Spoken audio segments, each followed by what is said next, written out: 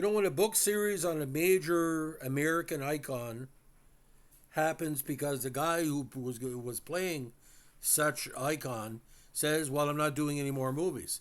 Now you're probably saying, who could this be? Could it be like a John Wayne movie series, Tom Cruise, Nicolas Cage? Actually, it's Clint Eastwood. This is something a lot of people don't know about, and I haven't seen a paperback of this series since the early 1980s into 85, 86. It's the Dirty Harry novels. Now, Dirty Harry novels include film novelizations and original tie-ins based on the Dirty Harry film franchise. Harry Callahan, played by Clint Eastwood. Like the films, the novels portray Inspector Dirty Harry Callahan as he ruthlessly fights criminals. You're saying to yourself, well, how can a paperback cover the violence that are shown in all these movies? Because sometimes Dirty Harry reacted to violence, and sometimes violence was put upon him. Now, novelizations of the first four films, Dirty Harry, Magnum Force, The Enforcer, and Sudden Impact, were published between 71 and 83.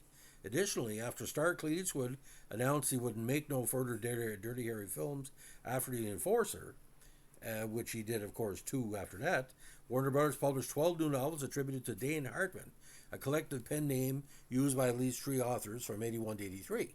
Now, when Warner Brothers licensed novelizations of the four first Dirty Harry films as tie-ins, author and screenwriter Philip Rock wrote the novelization of Dirty Harry in 71 based on the early draft of his script. Mel Valley wrote the script. Mel Valley wrote the sequel, Magnum Force, in 73. Wesley Morgan novelized The Enforcer in 76. The Sudden Impact novelization was written by Joseph Stinson, one of the screenwriters. Stinson, who had rewritten the original independent script as a Dirty Harry vehicle for Eastwood, adapted the novel in 1983. Now, following The Enforcer, Eastwood announced that he would not make any further Dirty Harry films. Again, he eventually returned in Sudden Impact in the Deadpool in 88, co-starring, of all people, Jim Carrey. To continue making money for the franchise, WB decided to publish new novels under Warner Brothers' Men of Action series, starting in 81. Again, the books were attributed to Dan Hartman, a pen name created for the series and used by several different writers employed by WB. Authors writing as Hartman, including martial arts authority Rick Myers and Leslie Ann Horvitz, who primarily specialized in science fiction and nonfiction.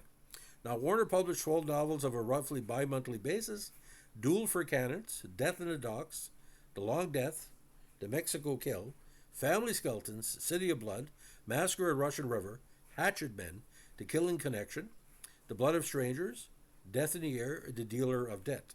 Now, when the series ended in 83, it coincided with the year Sudden Impact was released. Now, during the 1980s, Jean-Paul Schweighouse translated the Dirty Harry novels into French for publication by Edition Fleuve Noir as a collection Super Cops. Now, Duel for Cannons and Death in the Docks came out in August 81, Long Death November 81, Mexico Kill September 82, Family Skeletons April 82, City of Blood June 82, Massacre at Russian River June of 82, twice that month. I don't know how in the hell, how do you read a Dirty Harry book in 2 weeks? Hatchet Men, September 82, The Killing Collection, also September 82, Blood of Strangers, which month was published, we don't know, Death in the Air, January 83, and The Dealer of Debt, March 83. Now, the French versions, they only did 9 of the 12. De la Mort, Maître sur la Toile, Mort Lente, Massacre au Mexique, Le Mot est en Rendez-vous, Panic sur Lévis, Marijuana, The Sang sur Chinatown, and Tueur de Femmes, or Killer of Women. Now, the books themselves were not very available in Canada. I think basically this was was there a book in a month series for this? I'm not really sure.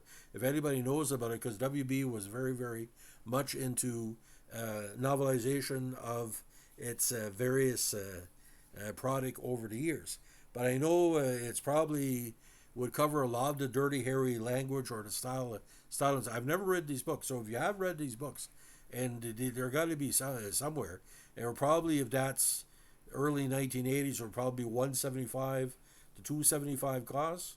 That was usually what, for example, the nonfiction football almanacs or baseball almanacs were in that that price range. I would figure these would be the 400 to 500 paperback pages.